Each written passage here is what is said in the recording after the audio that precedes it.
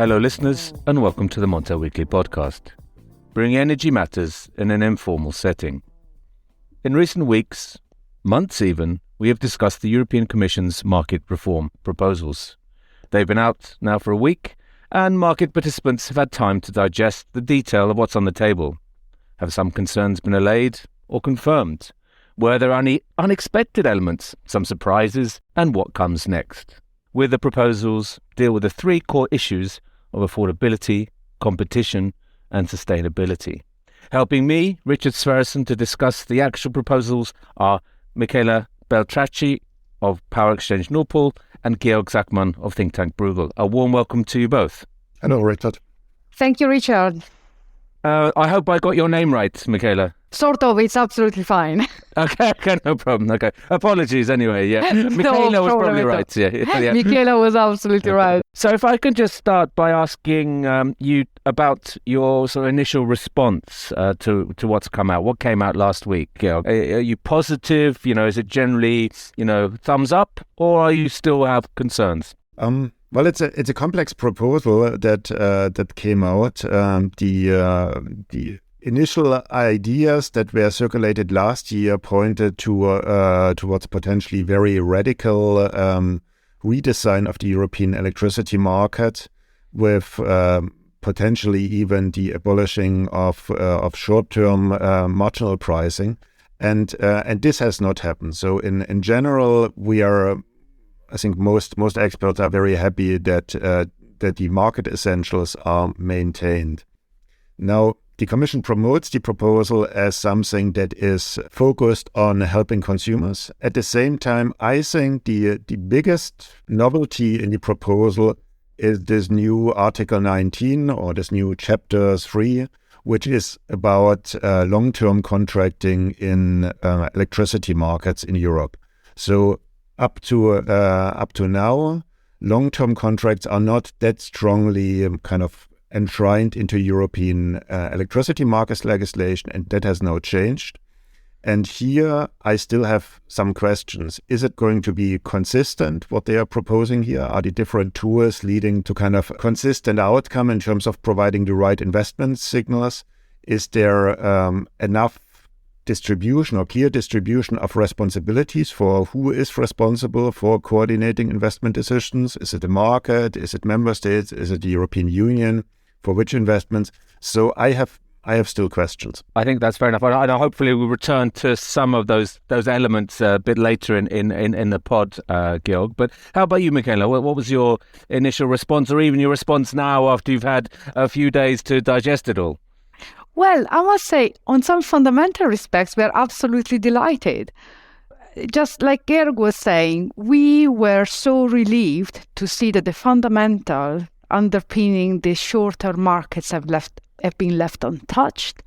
We were very happy to see that the Commission recognized that the shorter markets are well designed, and that at times of an unprecedented crisis, they actually worked and delivered.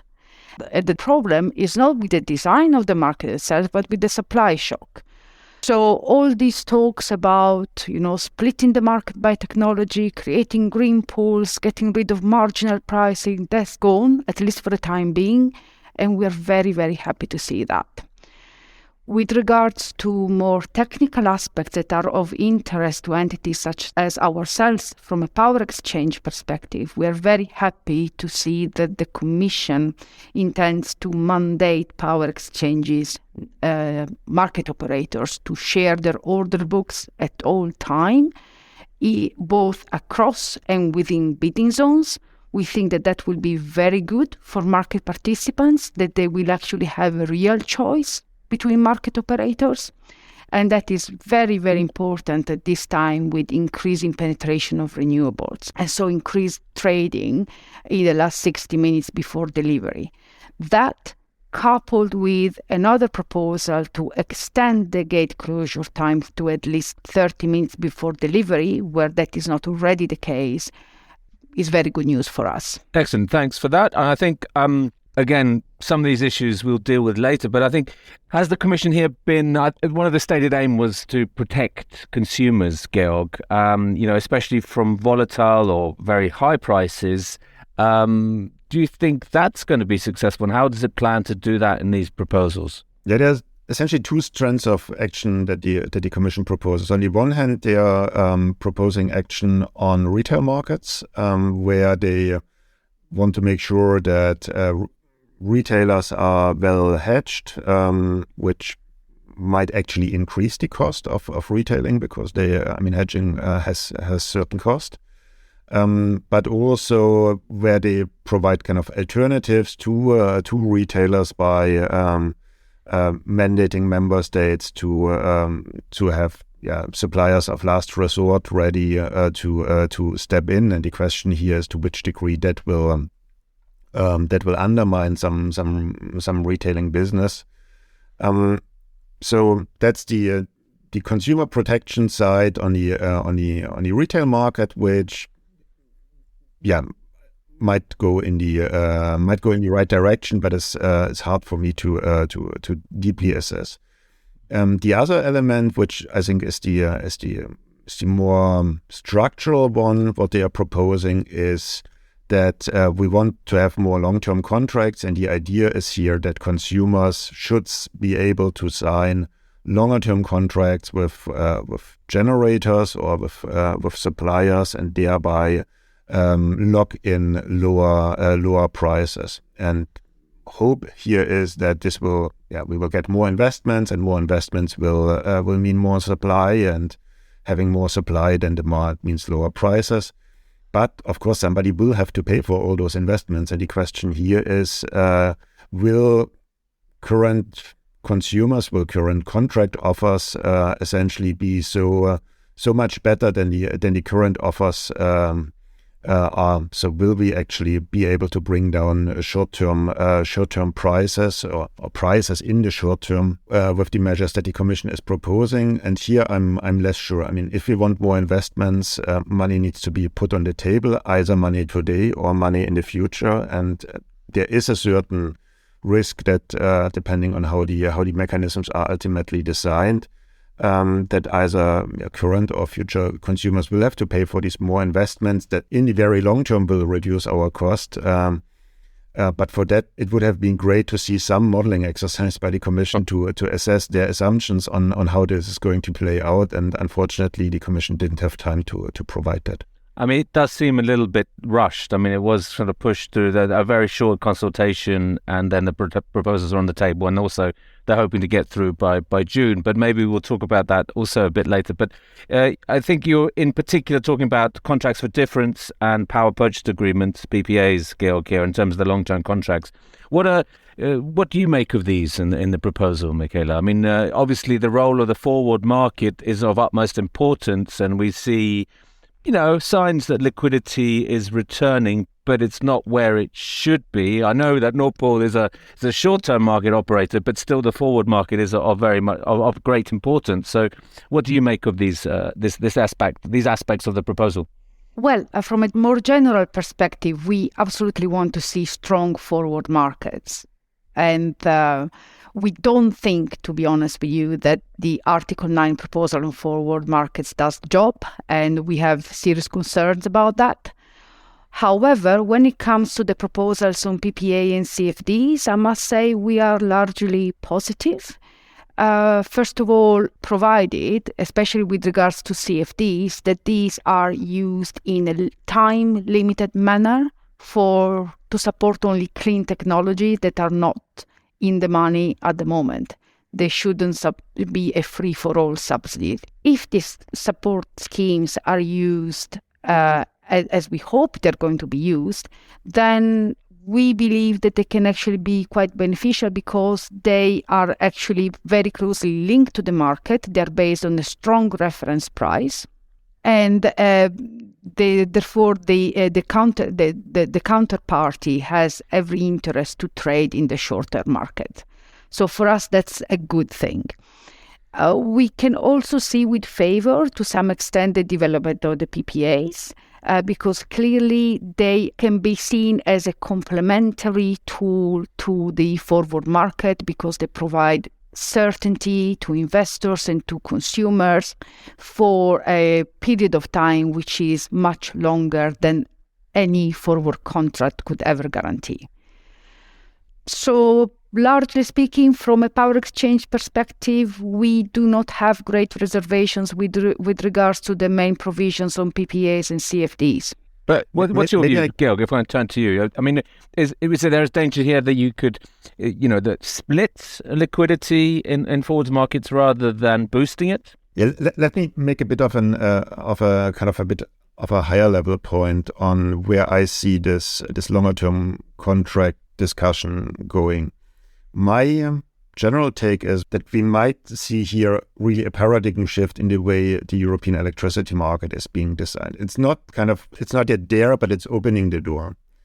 My understanding is that the European market was initially designed as a market based on day-ahead markets, on short-term markets, and then by backward induction, corresponding forward or future products that are kind of settled on those as essentially a private actors market. And now the Commission essentially acknowledges that there are other tools to securitize investments, which member states have anyway been doing and which always needed approval by DG Competition, and which were always long battles on individual instruments. Just remember Hinkley Point C discussions or discussions on French mechanisms or German capacity payments. I mean, it was always like an idiosyncratic sort of approach. And now the Commission says, okay, we understand you are going to have CFDs, and they are going to, one of the main class of support, you are going to have PPAs, which we might allow governments even to kind of provide financial guarantees for. We allow you in principle to have capacity mechanisms, and we now write it even in the directive.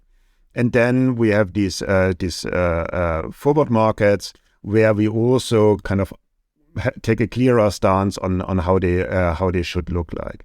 And for me, this looks as if now the Commission is going away from the old ideal of a purely kind of commercial markets between suppliers and consumers, and maybe utilities in between as the sort of risk managers and optimizers of the portfolio, towards a system in which the member states are taking the role that they are actually already taking today. So that this thing that happened silently in the past is now being drawn to the open and sanctioned by the Commission. The question is, did they do the right thing, and did they do it in the right way? And I am a bit surprised kind of that they do it now without trying to exert more control on how it is being done. So essentially how it is written, it allows member states a lot of freedom in doing very national, very idiosyncratic tools that might risk kind of splitting the internal market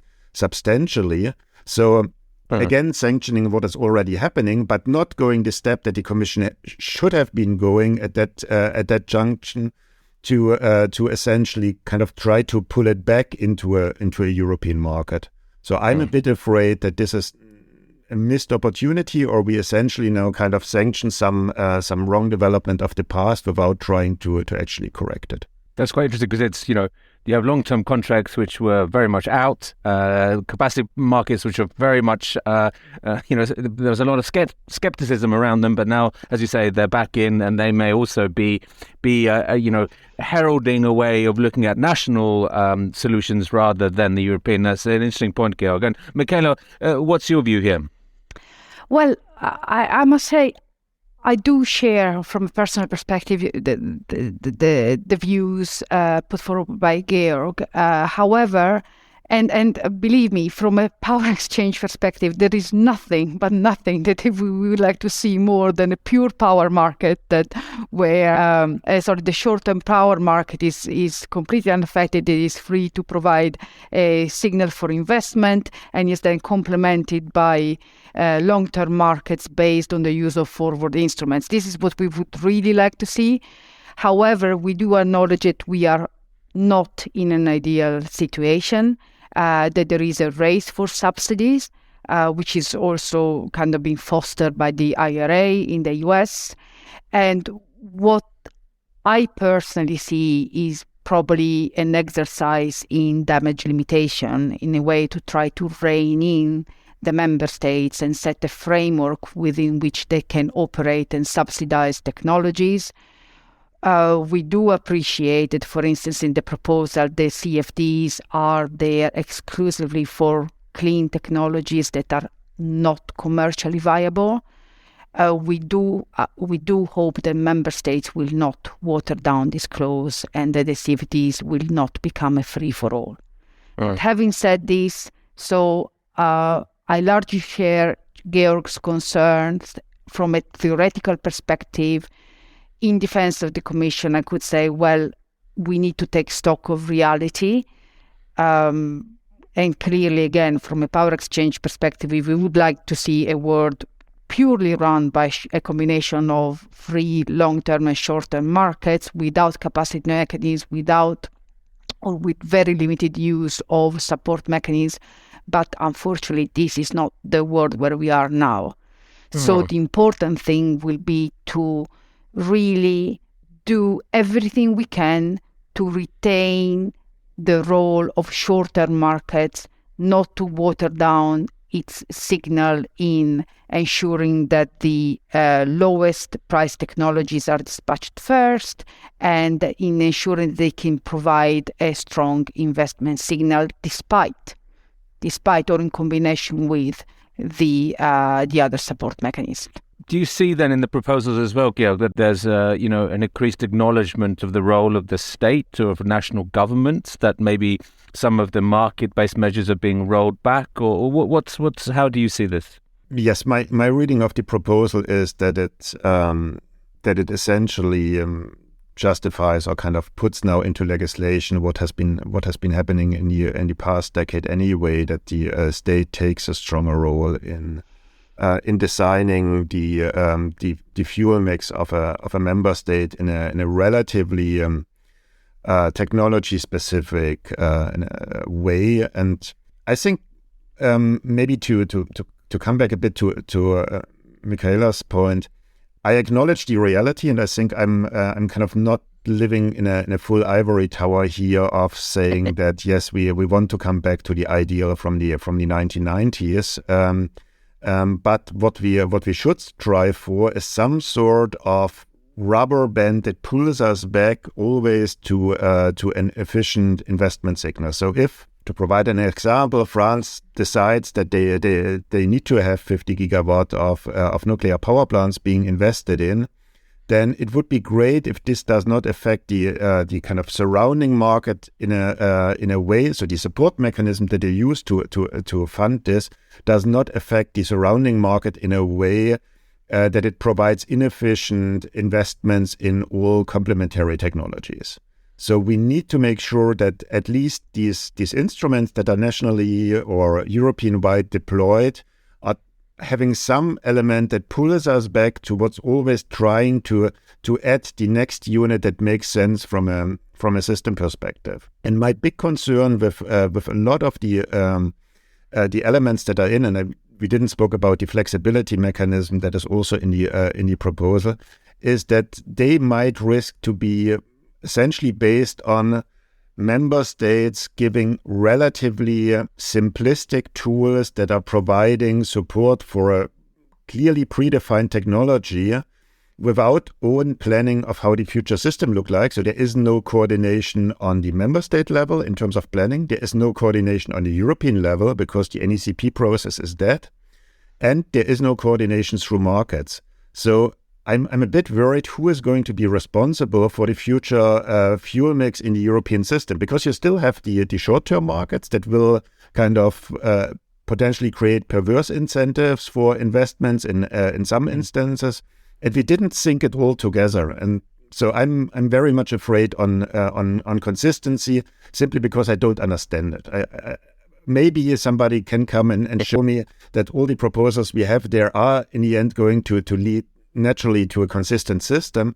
But what I can see here is we are having very technology-specific tools that the member states can roll out. And typically the way it goes is that the companies go with big consultancy studies saying we need now 50 gigawatt of this, or we need 3 gigawatt of batteries, and then the member state designs a mechanism to do just 3, 4, 5 gigawatt of battery storage. And that somehow doesn't kind of strike me as an efficient way of designing the future power system. So we are essentially at the worst mix of market and state here. A complete lack of joined up thinking here between on the European level, which is certainly a concern. Michela, if I can turn to you, another key element of the proposal was what they call these virtual trading hubs. So to boost forward markets and to create liquidity there. Could you tell us a little bit what is the idea here and what's it based on? Well, I wish I knew, but I can tell you. I tell you what I understood of the proposal. So I can tell you, well, from a North perspective, we definitely share the objective of fostering liquidity in the forward markets. That's absolutely welcome. However, when we looked at the proposal, we think that it's kind of a bit of a hodgepodge of different elements, and that it's not extremely clear. And that it takes originally inspiration from the Nordic market, the Nordic forward market, but in reality, in some key fundamental elements, it diverges from it and creates a kind of hybrid monster. Well, monster is a bit of an exaggeration, but a kind of hybrid that we do not believe meets the market participants' need to hedge. Right. And so the risk is that the current proposal, if implemented, will create an instrument that does not meet the need of the market participants for hedging and therefore will not be used by them. Why am I saying this? Because if you look at the Nordic market, that was a market that was not created by regulation. It is not linked to LTTRs, so to long-term transmission rights. The only thing that it has in common, or that it used to have in common with the Commission proposal, is the link between, is the reference price, basically the link between the physical bidding zones and this virtual hub. So, and in an ideal world, of course, the correlation between the physical price, the physical bidding zones and the forward price is very strong. And that used to be the case in the Nordics, by the way. So that is the only element that is in common with the Nordic system.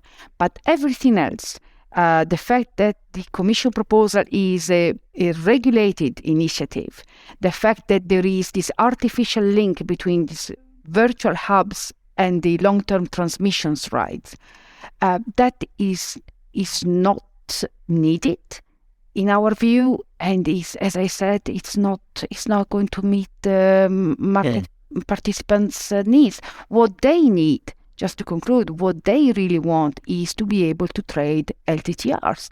They want to see more LTTRs with longer maturities, ideally up to 3 years, and they want the TSOs to issue those with frequent auctions.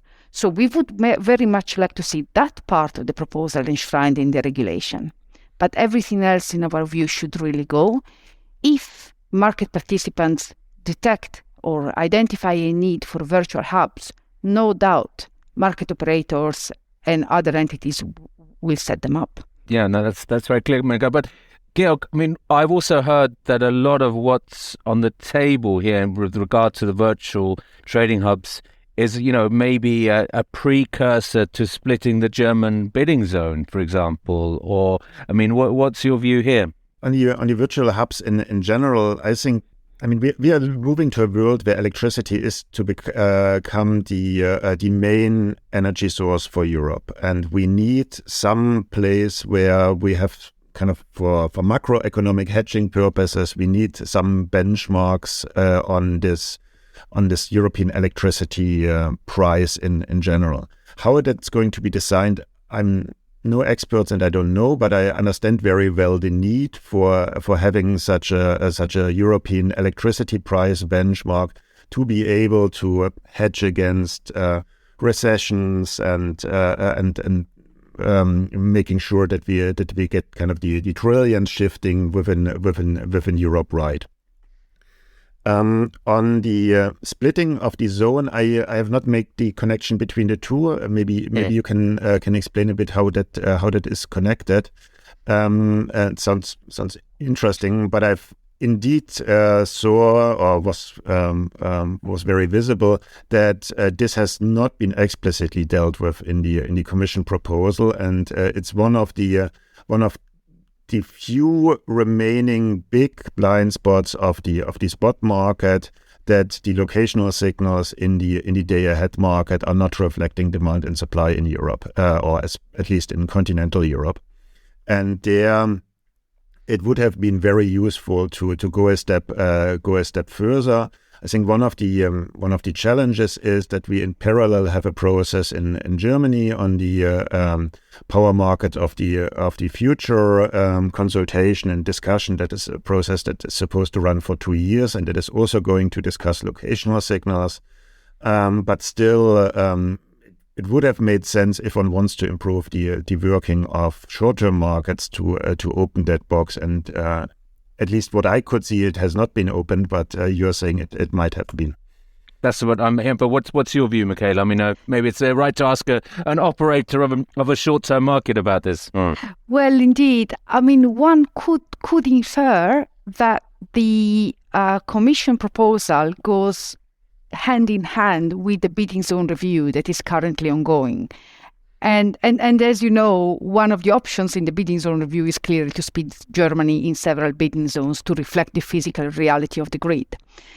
And if you look at it that way, then the proposal could actually make sense, at least in part, and at least if, to my mind at least, the proposal did not create a mandatory link with LTTRs. Then clearly, if you split Germany in several bidding zones, or maybe even France, who knows, then of course it would be easier to kind of replicate, maybe in an improved way, the Nordic model, where you have several small bidding zones that are linked together and where there is a reference price linked to this virtual hub. And that would be very similar to the Nordic model. Clearly, this would work provided that the bidding zones are closely correlated to the virtual hub, if the correlation is very close. So you could infer that there is a link there. Excellent. Thanks. I think that's something that will be, determined to come clear as time goes by, obviously. But just a final question, because splitting market zones has its issues as well, as you have several price areas is also can lead to splitting liquidity and is problematic in forward markets. But a final question, Georg, really about the timeline here. What comes next? When can we expect any kind of any deals being brokered or any progress in these proposals? It's hard for me to tell. I mean, I'm a small economist, not a political scientist here. I mean, the ambition of the Commission is really to get something done before the end of their mandate here.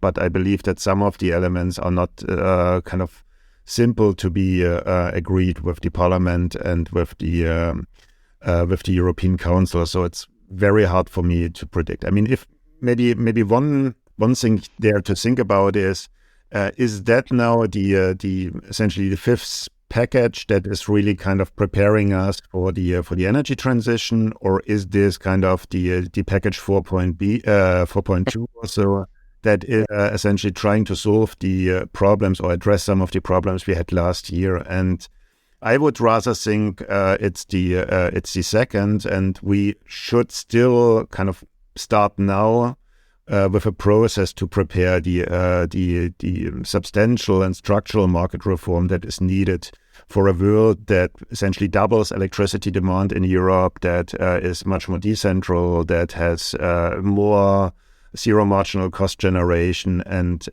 so the big challenge of a European system that is almost exclusively based on electricity, and where the demand side can play a much stronger role, is not addressed, in my view, in this current proposal right now.